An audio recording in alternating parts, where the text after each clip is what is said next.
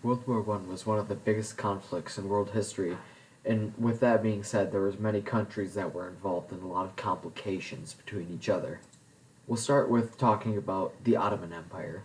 The Ottoman Empire at the time was crippled, extremely crippled, but they were pulled into the war because of their Central Powers alliance. Now, the thing that made the Ottoman Empire to be invaded mainly was Britain needed oil to power their new dreadnoughts, which are their navy ships.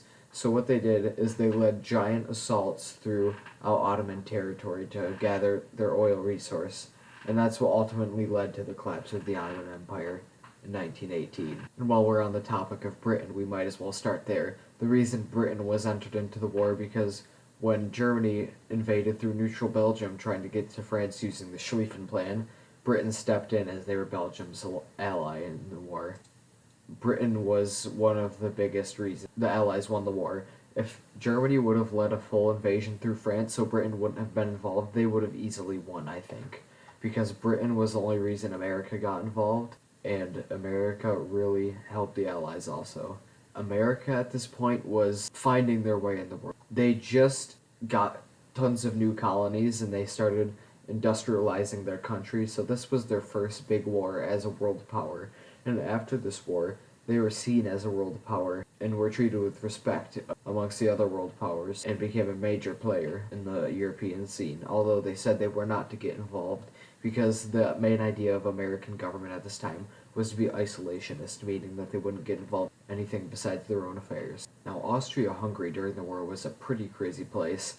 There were lots of different ethnicities, and therefore the country couldn't have been pulled together under one flag. Even without the World War breaking out, Austria-Hungary would have easily collapsed because the Habsburgs were in power then and they had no control over all the different ethnicities trying to make new states. And meanwhile, in Russia, there were two revolutions that were happening. One that instated a democratic government, and then another one that quickly overthrew that, replacing it with the well-known Bolshevik communist government. In Russia, when they dropped out of the war when the Bolsheviks took power, the Allies did not take kindly to this. They even seized lots of Russia's land as punishment for them dropping out of the war early. Because if it wasn't for that, Germany would not have been able to focus all of its forces on the Western Front, therefore making the war a lot easier on the Allies and lessening the casualties a ton.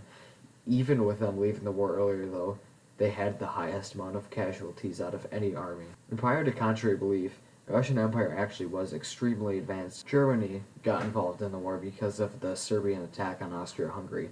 Austria-Hungary declared war on Serbia, and Germany got involved too, and that's why they were in the war.